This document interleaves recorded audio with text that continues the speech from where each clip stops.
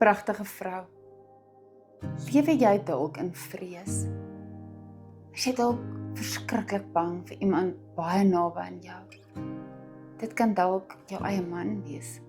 Dit kan dalk 'n kind wees, 'n baie naby familielid, skoonfamilie, selfs 'n werkgewer.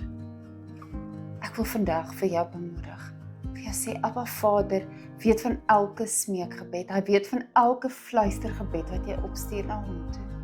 Hy is bewus van alles. En ek wil vir jou Jesus se belofte in Johannes 14 vers 27 lees. Ek laat vir julle vrede na. My vrede deel ek met julle. Ek gee nie soos die wêreld gee nie. Julle moenie ontstel of beangs word nie. Abba is bewus. Jesus is daar vir ons. Hy wil jou laste dra.